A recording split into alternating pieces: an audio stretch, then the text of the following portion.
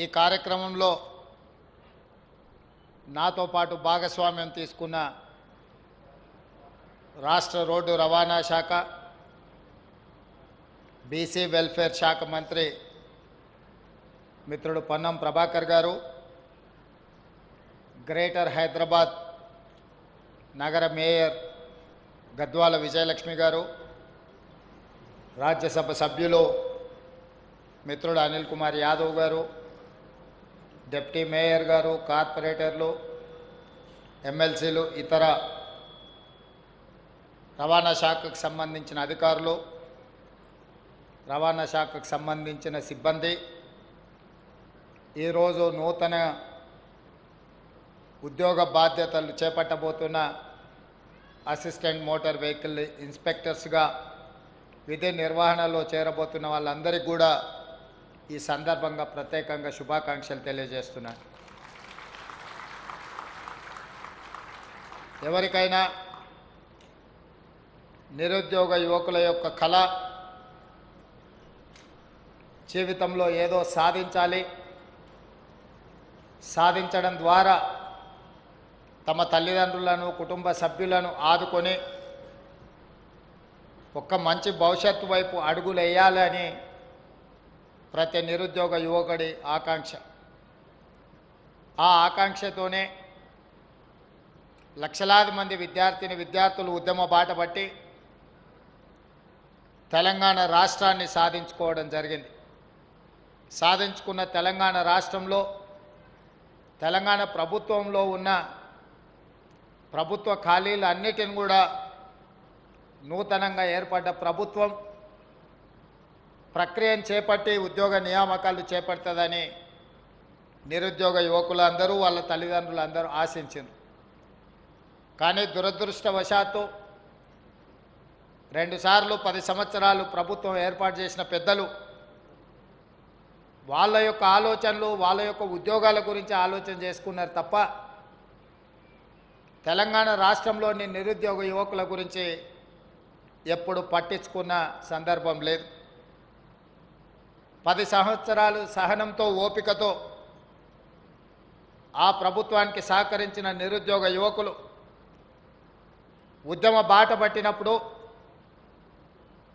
ఆనాడు పార్టీ అధ్యక్షుడిగా నిరుద్యోగ యువకులతో సమావేశమైనప్పుడు నేను ఒక మాట చెప్పిన, మిమ్మల్ని నమ్మించి మీ నమ్మకాన్ని, మీ విశ్వాసాన్ని దెబ్బతీసిన వాళ్ళ ఉద్యోగాలు ఊడితే తప్పకుండా మీకు ఉద్యోగాలు వస్తాయి అని చెప్పి ఆ రోజు నేను చెప్పడం జరిగింది. ఆ మాటను నమ్మి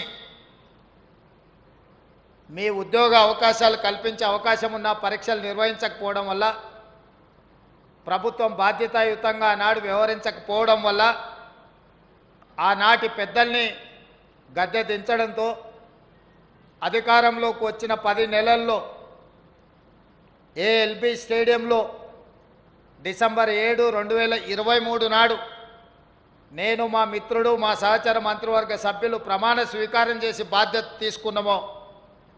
బాధ్యత తీసుకున్న మరుక్షణం నుంచి కోర్టుల్లో వివాదాలలో ఉన్న ప్రభుత్వ ఉద్యోగ నియామకాలకు సంబంధించి న్యాయ నిపుణులను సంప్రదించి తీసుకోవాల్సిన జాగ్రత్తలన్నీ తీసుకొని రాష్ట్ర ప్రభుత్వం తరఫున న్యాయస్థానాలలో వాదనను బలంగా వినిపించి ఆ చిక్కుముళ్ళనన్నిటిని విప్పి ఈ 10 నెలల్లో 50,000 ప్రభుత్వ ఉద్యోగ నియామక పత్రాలు అందించినా అని చెప్పి ఈ సందర్భంగా గర్వంగా నేను చెప్పదలుచుకున్నాను. అది విద్యాశాఖ కావచ్చు, పోలీస్ శాఖ కావచ్చు, వైద్య శాఖ కావచ్చు, లేకపోతే మిగతా శాఖలు, ఎక్సైజ్ కావచ్చు, ఇలాంటి ప్రభుత్వంలో ఈరోజు రవాణా శాఖ కావచ్చు, సింగరేణి కావచ్చు, ఇతర శాఖలలో ఉన్న అన్ని ఖాళీలను, నోటిఫికేషన్లను పరీక్షలు నిర్వహించకుండా వదిలేసిన గ్రూప్ 1 ఎగ్జామ్స్తో సహా మా ప్రభుత్వం ప్రతినిత్యం స్వయంగా నేనే వాటిని పర్యవేక్షిస్తూ, సమన్వయపరుస్తూ, ఉన్నతాధికారులకు సూచనలు చేస్తూ ఈ నియామకాలను చేపట్టడం జరిగింది. ఎక్కడో తెర వెనుకనో లేకపోతే ఎక్కడోనో చేసినమో చేయలేదో అని అనుమానం లేకుండా ఎక్కడైతే మేము బాధ్యత తీసుకున్నామో అదే ఎల్బీ స్టేడియంలో 11,000 మంది టీచర్లను 15,000 మంది పోలీసు నియామకాల నుంచి మొదలు పెడితే పారామెడికల్ సిబ్బంది వరకు ఎల్బీ స్టేడియంకే వాళ్ళని రప్పించి వాళ్ళ కుటుంబ సభ్యులు ముఖ్యంగా వాళ్ళ తల్లిదండ్రుల కళ్ళల్లో వాళ్ళ పిల్లలు ప్రయోజకులైనరు. ఈ రోజు నుంచి మా జీవితంలో మార్పు రాబోతుంది, మా పిల్లలు మమ్మల్ని బాగా చూసుకుంటారు, మేము ఉపాధి హామీ కూలికి పోయి రూపాయి కూడబెట్టి మా పిల్లలను ఉన్నత చదువులు చదివిస్తే వాళ్ళు పీజీలు పిహెచ్డీలు చదివి తెలంగాణ రాష్ట్ర ప్రభుత్వంలో ఉద్యోగాలు సాధించి ప్రయోజకులు అయినరు అని వాళ్ళ పేద తల్లిదండ్రుల కళ్ళల్లో ఆనందం చూస్తూ వాళ్ళకి నియామక పత్రాలు అందించినందుకు నాకు నా బాధ్యత తీసుకున్న తర్వాత అత్యంత సంతృప్తి కలిగించిన సందర్భం అది అని చెప్పి ఈ సందర్భంగా తెలియజేయదలుచుకున్నా. ఒక చదువుకున్న బడుగు బలహీన దళిత గిరిజన మైనారిటీ విద్యార్థులకు పేద నిరుద్యోగ యువకులకు ఉద్యోగ నియామక పత్రం ఇస్తే ఆ కుటుంబమే కాదు ఆ ఊరిలో కూడా మార్పు రావడానికి ఆ ఊరు కూడా బాగుపడడానికి ఒక పునాది అవుతుంది. ఉదాహరణ నల్గొండ జిల్లాను తీసుకుంటే 30 సంవత్సరాల క్రితం పోలీస్ నియామకాలలో ఆనాడు మాధవరెడ్డి గారు హోంమంత్రిగా ఉన్నప్పుడు నల్గొండ జిల్లాలో సబ్ ఇన్స్పెక్టర్ పోస్టులు ఉస్మానియా క్యాంపస్ నుంచి ఎక్కువ మంది విద్యార్థులు ఆనాడు సెలెక్ట్ అయ్యేవాళ్ళు. గ్రామాలలో పక్కింటి వాడు ఎస్ఐఓ డాక్టరు అయ్యిందంటే మిగతా పక్కింటి వాళ్ళందరూ వాళ్ళ పిల్లల్ని ఎస్ఐలుగానో డాక్టర్లుగానో మంచిగా ప్రభుత్వ ఉద్యోగాలను రానిచ్చేటట్టు వాళ్ళని స్ఫూర్తిగా తీసుకొని ప్రోత్సహిస్తుంటారు. ఈరోజు తెలంగాణ రాష్ట్రంలో ఎక్కడ పోయినా నల్గొండకు సంబంధించిన పోలీసు అధికారులే ఉన్నారంటే ఆనాడు ఆ ప్రాంతం నుంచి అత్యధికంగా పోలీసులో వాళ్ళు ఎన్నిక కావడమే. ఆ సెలక్షన్స్ ఆ జిల్లాలోనే సమూలమైన మార్పులు తీసుకురావడానికి ఉపయోగపడ్డది ప్రభుత్వ ఉద్యోగ నియామకాలలో. ఇవాళ కూడా ఇక్కడ అసిస్టెంట్ మోటార్ వెహికల్ ఇన్స్పెక్టర్లుగా సెలెక్ట్ అయిన విద్యార్థులు నిరుద్యోగ యువకులు ఈరోజు ప్రభుత్వ ఉద్యోగం సాధించి తిరిగి వాళ్ళ గ్రామాలకు వెళ్ళినప్పుడు వాళ్ళ గ్రామంలో ఉండే ఇతర కుటుంబ సభ్యులు నిరుద్యోగ యువకులు ముఖ్యంగా పాఠశాలకు వెళ్తున్న విద్యార్థులు మిమ్మల్ని రోల్ మోడల్గా చూసే అవకాశం ఉంది. మీలాంటి ఉద్యోగాలు సాధిస్తే మీ తల్లిదండ్రులను మీరు బాగా చూసుకున్నప్పుడు మిగతా వాళ్ళ తల్లిదండ్రులకు కూడా ఒక నమ్మకం విశ్వాసం వస్తుంది. మా పిల్లలు చదువుకొని ప్రయోజకులై ప్రభుత్వ ఉద్యోగాలు సాధిస్తే తప్పకుండా మా జీవితాలలో మార్పు వస్తుంది, మా కష్టం ఫలిస్తుంది అని చెప్పి ఆ పేద తల్లిదండ్రులు భావించడానికి ఆనందించడానికి అవకాశం ఉంటుంది. అందుకే ఈరోజు ఉద్యోగంలో బాధ్యత తీసుకోబోతున్న ఇక్కడున్న ఏఎంవిఐలందరికీ నా సూచన ఒక్కటే, మీ గ్రామంలో ఉన్న నిరుద్యోగ యువకులను కూర్చోబెట్టి మాట్లాడండి, వాళ్ళ తల్లిదండ్రులకు ఒక స్ఫూర్తినివ్వండి, మీ పిల్లల్ని చదివించి మీ పిల్లల్ని పోటీ పరీక్షలకు ప్రిపేర్ చేస్తే తప్పకుండా మీ కుటుంబాలలో మార్పు వస్తుందని. ఒక కుటుంబంలో ఒక ప్రభుత్వ ఉద్యోగి వస్తే శాశ్వతంగా కుటుంబం యొక్క జీవన ప్రమాణాలు మారుతాయి.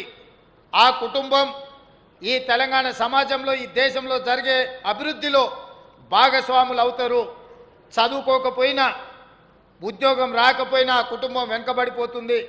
ఉదాహరణ మనతో పాటు ఉన్న మన దాయాదులు గ్రామాలల్లో మనం చదువుకొని పట్టణాలకు వచ్చి ప్రయోజకులమై వెనక్కిపోయినప్పుడు మనతో పాటు పాఠశాలలో చదువుకున్న మన దాయాదులు మన చిన్నాయన పెద్దనాయన పిల్లలు వ్యవసాయాన్ని నమ్ముకొని లేకపోతే గ్రామంలోనే ఉండి వ్యసనాలకు బానిసలై ఈరోజు వాళ్ళని చూసినప్పుడు దసరాకో దీపావళికో ఊరికి పోయినప్పుడు చాలా బాధ కలిగిస్తుంది.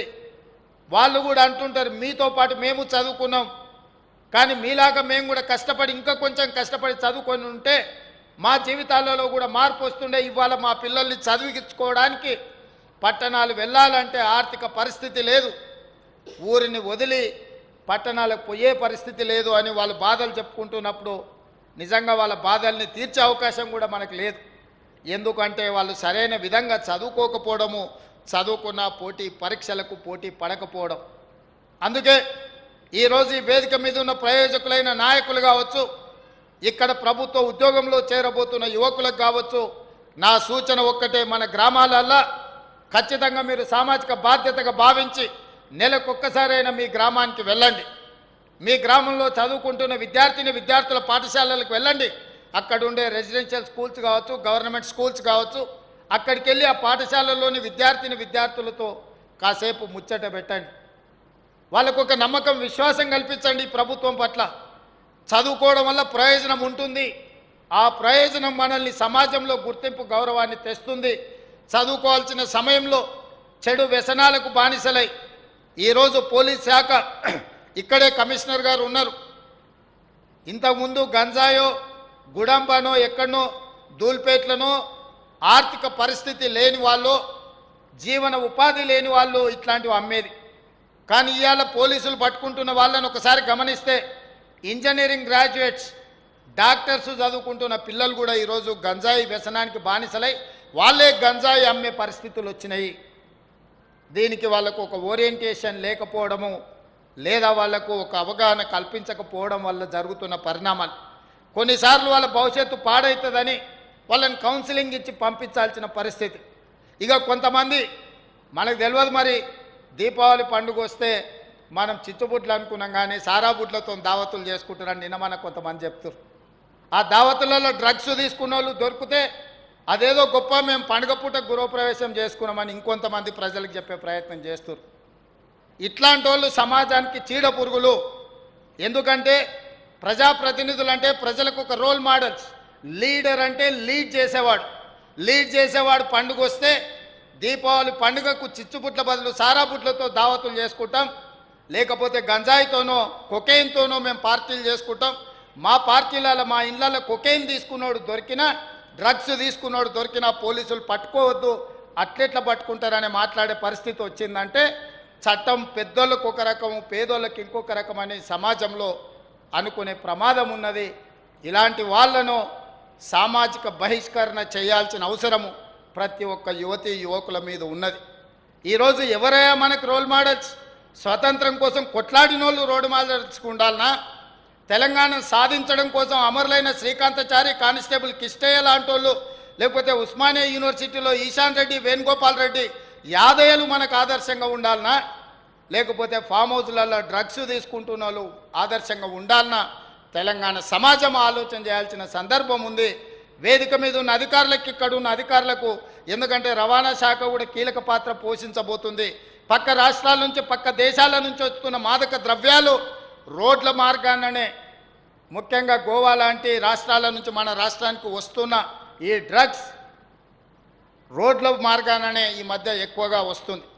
మీరందరూ ఈ విషయంలో కఠినంగా ఉండాలి. సరిహద్దుల్లో మీరు కాపలా కాయాలి. ఎక్కడైనా గంజాయి వాసన వచ్చింది అని అంటే వాళ్ళను కూకటి వేళ్లతోని పెకిలించాల్సిన బాధ్యత. తెలంగాణ సరిహద్దులో ఎవడైనా కాలు పెట్టాలంటే వాళ్ళ వెన్నులో చలి జ్వరం రావాలి. ఎందుకంటే ఈ సమాజం మనది. మన పిల్లలు చెడిపోతే మనం ఎంత గొప్ప వాళ్ళమైనా, ఎంత సంపాదించినా, ఎంత ఉన్నత స్థాయికి ఎదిగినా మన పిల్లలు ఈ వ్యసనాలకు బానిసలైతే మన జీవితాలే వృధా, మనం సాధించింది నిష్ప్రయోజనం అన్న సంగతి ఇక్కడున్న ప్రతి ఒక్కరూ ఆలోచన చెయ్యాలి. This is our commitment, this is our social responsibility. సమాజానికి మనం ఇవ్వగలిగింది ఇదే. మనం పక్కింటోడికి మన ఆస్తి ఇవ్వలేకపోవచ్చు, మన ఎదురింటోడికి మనం చదువు ఇవ్వలేకపోవచ్చు, కానీ మన ఎదురింటోళ్ళ పిల్లగాడో పక్కింటోళ్ళ పిల్లగాడో గంజాయికి బానిస అయితే మన కళ్ళ ముందల్నే వాళ్ళ కుటుంబం అంతా కుప్ప కూలిపోతుంది. కొన్నిసార్లు ఆ పిల్లలను మార్చలేక తల్లిదండ్రులే ఆత్మహత్యలు చేసుకునే పరిస్థితి. సమాజం ముందు నిలబడలేక మా పిల్లలు ఇట్లాంటి తప్పులు చేస్తుండ్రు, ఈ సమాజానికి మేము ఏం సమాధానం చెప్పాలి అని తల్లిదండ్రులు ఆత్మహత్యలు చేసుకునే పరిస్థితి వచ్చింది. అందుకే పోలీస్ శాఖ సిబ్బంది, రవాణా శాఖ సిబ్బందికి నా సూచన ఒక్కటే, ఇది మీరు బాధ్యతగా భావించండి. ఇది ఉద్యోగం కాదు, ఇది భావోద్వేగం. ఈ భావోద్వేగం తెలంగాణ సమాజాన్ని పునర్నిర్మించడంలో ఉపయోగపడాలి.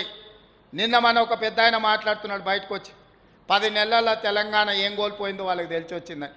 ఏం కోల్పోయిందా? మీ ఇంట్లో 4 ఉద్యోగాలు కోల్పోయారు. అంతకుమించి తెలంగాణ సమాజం ఏమైనా కోల్పోయిందా? తెలంగాణ సమాజంలో వేలాది మందికి ఉద్యోగాలు వచ్చినాయి. తెలంగాణ సమాజంలో 22,22,062 మంది రైతులకు 18,000 కోట్ల రూపాయల రైతు రుణమాఫీ జరిగింది 10 నెలల్లో. తెలంగాణ సమాజంలో మిత్రుడు పొన్నం ప్రభాకర్ గారి రవాణా శాఖ ఆర్టీసీ 1,05,00,000 మంది ఆడబిడ్డలు ఆర్టీసీ బస్సులో ఉచితంగా ప్రయాణం చేయడంతో తెలంగాణ ప్రభుత్వం 3,541 కోట్ల రూపాయలు ఆర్టీసీకి చెల్లించింది. ఈరోజు నష్టాల ఊబిలో కూరుకుపోయిన ఆర్టీసీ లాభాల బాటలో పడ్డది. ఈరోజు డ్రైవర్లు కండక్టర్లు వాళ్ళ కుటుంబ సభ్యులు సంతోషంగా దసరా దీపావళి పండుగ చేసుకుంటున్నారు. ఈరోజు పేదోళ్ళు 200 యూనిట్లు పట్టణాలలో గ్రామాలలో తండాలలో కూడా పేదవాళ్ళ ఇంట్లో లైట్ వెలుగుతుంది అని అంటే 200 యూనిట్లు ఉచితంగా ఇవ్వడంతో 49,90,000 మంది కుటుంబాలు ఈరోజు ఉచిత 200 యూనిట్ల విద్యుత్తును ఉచితంగా వినియోగించుకుంటున్నారు. ఈరోజు మా ఆడబిడ్డలు 500 రూపాయల సిలిండర్కే దాదాపుగా 55 లక్షల కుటుంబాలు 500 రూపాయలకే ఈరోజు రాష్ట్రం మొత్తం ఆడబిడ్డలు సిలిండర్ కొనుక్కోగలుగుతారు. 1,200 రూపాయలున్న సిలిండర్ ఈరోజు 500 రూపాయలకే ఆ తల్లులకు వస్తుంది. అదేవిధంగా రాజీవ్ ఆరోగ్యశ్రీ నీ కల్తీ మందుతోనో నీ బెల్ట్ షాపులతోనో వ్యసనాలకు లోనైన కుటుంబాలు ఈరోజు ఆరోగ్యం దెబ్బతింటే 10 లక్షల రూపాయల రాజీవ్ ఆరోగ్యశ్రీ ఎక్కడైనా ప్రభుత్వ నిధులతోటి వాళ్ళు వైద్యం తీసుకునే విధంగా రాజీవ్ ఆరోగ్యశ్రీ పథకాన్ని ఈరోజు ప్రభుత్వం అమలు చేసింది 10 నెలల. ఇలా చెప్పుకుంటూ వెళ్తే 21,000 మంది టీచర్లకు 15-20 సంవత్సరాల నుంచి ప్రమోషన్లు లేకపోతే బదిలీలు లేకపోతే టీచర్లు పూర్తిగా నిరాశ నిస్పృహలకు లోనైతే 21,000 మంది టీచర్లకు ప్రమోషన్లు ఇచ్చిన చరిత్ర మా ప్రభుత్వాన్ని. 35,000 మంది టీచర్లను బదిలీ చేసి 317 జీవోతో వాళ్ళని ఇబ్బంది పెడితే భార్య ఒక దగ్గర భర్త ఒక దగ్గర ఉంటే వాళ్ళందరినీ ఒక దగ్గర ఉండే విధంగా ఆ జీవోలో ఉన్న లోపాలను సవరించిన ప్రభుత్వం మాది. ఈరోజు చదువుకునే విద్యార్థులకు SC ST BC minority residential schools ఇచ్చినా అని చెప్పిండు. 10 ఏళ్లలో ఏ ఒక్క రెసిడెన్షియల్ స్కూల్ అయినా నిర్మాణం జరిగిందా మీరు ఆలోచన చేయండి. ఒక పక్కన ఆయన ఉండడానికి 10 ఎకరాలలో కట్టుకున్నాడు, వాస్తు కోసం సచివాలయం కట్టుకున్నాడు 100,000 కోట్లు పెట్టి. కానీ రెసిడెన్షియల్ స్కూల్స్ పేదోళ్ళ పిల్లలు చదువుకోవడానికి ₹1 ఖర్చు పెట్టలే. ఈ ప్రభుత్వం వచ్చిన వెంబడే 100 అసెంబ్లీ నియోజకవర్గాలలో SC ST BC minority young India integrated residential schools each క్యాంపస్కి 20-25 ఎకరాల స్థలాన్ని కేటాయించడమే కాదు 125 కోట్లు ఒక్కొక్క క్యాంపస్కి కేటాయించడం. దాదాపుగా 12,000 కోట్ల రూపాయలతోని ఎస్సీ ఎస్టీ బీసీ మైనారిటీ పిల్లలు చదువుకోవడానికి అలా ప్రభుత్వం నిధులు కేటాయించి విద్యనే ఈ తెలంగాణ సమాజాన్ని నిర్మిస్తుంది, విద్యనే ఈ తెలంగాణ సమాజాన్ని ముందుకు తీసుకెళ్తుందని పేదోళ్ళ పిల్లలకు ఈరోజు మేము అవకాశం ఇచ్చినాం. 2011లో గ్రూప్ 1 పరీక్షలు నిర్వహిస్తే ఉమ్మడి రాష్ట్రం తర్వాత 13 సంవత్సరాలు గ్రూప్ 1 పరీక్షల్ని నిర్వహించలేకపోయినారు ఎవరు కూడా. ఆనాడు ఉమ్మడి రాష్ట్రం కావచ్చు, ప్రత్యేక తెలంగాణలో కావచ్చు. 21 సంవత్సరాలు నిండిన నిరుద్యోగ యువకుడు గ్రూప్ 1 ఎగ్జామ్ రాసి పెళ్లి చేసుకోవాలంటే వాడికి 34 ఏళ్ళు వచ్చినాయి, పరీక్షలు నిర్వహించలేదు. ఎందుకు వానికి వస్తాడా? బెడకాయ ముదిరిన పిల్లగాడు ముదిరిన వాడని పిల్లనిచ్చేటోడు వస్తాడా? అట్లాంటిది నేను వచ్చినాక ఇందిరమ్మ ప్రభుత్వం ఏర్పడ్డాక పట్టుబట్టి గ్రూప్ 1 పోస్టు ఖాళీలు అన్నిటిని కలిపి 563 గ్రూప్ 1 ఉద్యోగ నోటిఫికేషన్లు ఇచ్చి ఎన్ని చిక్కుముళ్ళు వేయాలని ఎన్ని అడ్డంకులు సృష్టించాలని ప్రయత్నం చేసినా సక్సెస్ఫుల్గా గ్రూప్ 1 పరీక్షలు నిర్వహించి తొందరలోనే 563 మంది గ్రూప్ 1 అధికారులను తెలంగాణ రాష్ట్రానికి ఇవ్వబోతున్నాం. వాళ్ళు ఈ తెలంగాణ పునర్నిర్మాణంలో భాగస్వాములు కాబోతున్నారు. ఈ 10 నెలల ఈరోజు మా సక్సెస్ స్టోరీ. ఈరోజు ఒడ్లు పండిస్తే 500 రూపాయల బోనస్ ఇచ్చి ఈరోజు కొనుగోలు చేసే శక్తి ఈ ప్రభుత్వం తీసుకున్నది, ఈ ప్రభుత్వం అందిస్తున్నది. రైతులను ఆదుకున్నాం, నిరుద్యోగ యువకులను ఆదుకున్నాం, విద్యార్థులకు సరైన విద్యను అందించే ఆలోచన చేసినాం. వైద్యాన్ని అందించాలని పెండింగ్ ఉన్న హాస్పిటల్స్ అన్నిటిని కూడా కన్స్ట్రక్షన్ పూర్తి చేయాలని ఈరోజు ప్రత్యేకంగా చర్యలు తీసుకున్నాం. ఇవన్నీ కూడా ఈ తెలంగాణ సమాజ పునర్నిర్మాణంలో ప్రజలకు వచ్చినాయి. ఆయన అంటుండు తెలంగాణ సమాజం ఏం కోల్పోయిందో ఇప్పుడు తెలిసొచ్చిందని. ఏం బాధ లేదు నాయన, నువ్వు హ్యాపీగా అక్కడనే పండుకో, నీతోని ఏం పని లేదు. తెలంగాణ సమాజం నిన్ను మర్చిపోయింది. అసెంబ్లీ తర్వాత పార్లమెంట్లో గుడ్డు 0 ఇచ్చారు, గాడిద గుడ్డు ఇచ్చారు, అయినా కూడా నీ బుద్ధి మారలేదు. ఇప్పటికైనా మీలో మార్పు రావాలని ఈ ప్రభుత్వం చేపడుతున్న మంచి కార్యక్రమాలకు మీరు మద్దతు ఇవ్వండి. ప్రభుత్వం తీసుకుంటున్న నిర్ణయాలలో ఏమైనా లోపాలు ఉంటే ప్రధాన ప్రతిపక్ష పార్టీ నాయకుడిగా సూచన చేయండి. ఇవాళ బడి దొంగలు విన్నాం కానీ అసెంబ్లీకి రాని వాళ్ళను చూసినామా ఎప్పుడన్నా? అసెంబ్లీ వస్తుందంటే ప్రతిపక్షం పోటీ పడి వచ్చి నించొని ప్రభుత్వాన్ని నిలదీయాలి, అడగాలి, కడగాలి ప్రభుత్వాన్ని. ఆయన రానే రాడు, ఉల్టా అయిపోయింది. రామ్మని మేము అడుకోవాల్సిన పరిస్థితి వచ్చింది. సో ఇట్లాంటి పరిస్థితి తెలంగాణలో విచిత్రంగా ఉన్నది. మీడియా మిత్రులారా, మీరు కూడా మీ బాధ్యత నెరవేర్చండి. మీ ఇండ్ల పట్టాలు కూడా ఎన్ని రోజులు పెండింగ్ ఉండే? కంబైన్డ్ స్టేట్ నుంచి ప్రత్యేక తెలంగాణ 10 ఏళ్ళు కూడా ఉద్యమాలు పాల్గొన్నారు, రాలే కదా. ఇంకా రెండో విడత, మొదటి విడత అయితే క్లియర్ చేసాం కదా, రెండో విడతకు మీరు సహకరించాలి. రెండోసారి ప్రభుత్వం రాగానే మీ సమస్యని పరిష్కరిస్తాం. ఎందుకంటే మీకు కూడా సోషల్ రెస్పాన్సిబిలిటీ ఉండాలి కదా. అందుకే మిత్రులారా, ఇదొక సంతోషకరమైన సందర్భం. ఈ ఉద్యోగం బాధ్యత కాదు, భావోద్వేగం. ఈ ఉద్యోగంలో చేరుతున్న యువతి యువకులకు శుభాకాంక్షలు తెలియజేస్తున్నా. సామాజిక బాధ్యతగా ఫీల్ అవ్వండి. ఈ ప్రభుత్వం మనది. ఈ ప్రభుత్వం 10 కాలాల పాటు పేదలకు కష్టాలు తీర్చడానికి ఉపయోగపడాలి. మీ శాఖకు సంబంధించి కూడా హైదరాబాద్ నగరంలో outer ring road inside core urban రీజియన్లో 3000 ఎలక్ట్రిక్ బస్సులను ప్రవేశపెట్టడం ద్వారా కాలుష్యాన్ని తగ్గించాలని ఆలోచన చేస్తున్నాం. ఇక్కడున్న బస్సులను, డీజిల్తో నడిచే బస్సుల్ని రూరల్ ప్రాంతానికి పంపించి హైదరాబాదు నగరాన్ని కాలుష్యం నుంచి కాపాడాల్సిన బాధ్యత మన మీద ఉన్నది. మూసి పునరుజ్జీవనం చేయడం ద్వారా కలుషితమై నల్గొండ జిల్లా ప్రజలు ఆ విషాన్ని దిగమింగుకుంటున్న మూసిని పునరుద్ధరించాల్సిన బాధ్యత మన మీద ఉన్నది. అదేవిధంగా ఆటోలు కూడా, డీజిల్ ఆటోలలో కిరోసిన్ పోసి నడపడంతో కూడా పొల్యూషన్ వస్తున్నది. ఆటోలు కొనుక్కునే వాళ్ళకు కూడా భవిష్యత్తులో ఎలక్ట్రిక్ ఆటోలను అందుబాటులోకి తీసుకొచ్చి ఈ నగరంలో కాలుష్యాన్ని తగ్గించడానికి రవాణా శాఖ సంపూర్ణంగా సహకరించాలి. ఈ నగరాన్ని కాలుష్యం నుంచి కాపాడాలి అంటే మీ సహకారం 100% ఉండాలి. తొందరలోనే పాలసీ తీసుకొస్తాం. 15 సంవత్సరాలు పూర్తయిన వాహనాలన్నిటిని కూడా మనము ఈ నగరంలో తిరగకుండా వాటిని తీసుకోవాల్సిన చర్యలు కూడా మనం చేపట్టాల్సిన అవసరం ఉన్నది. మన దగ్గరికి లైసెన్స్ కోసం వచ్చినా, రిజిస్ట్రేషన్ కోసం వచ్చినా, ఇతర ఏ పనులకు వచ్చినా కూడా వాళ్ళందరూ డబ్బులు చెల్లించి మన దగ్గర ఇవన్నీ పొందడానికి వస్తున్నారు. వాళ్ళందరిని కూడా గౌరవించాల్సిన బాధ్యత మన మీద ఉన్నది. ఇవి ప్రభుత్వం బాధ్యతతో వ్యవహరించాలి, బాధ్యతాయుతంగా ప్రభుత్వాన్ని నడపాలి.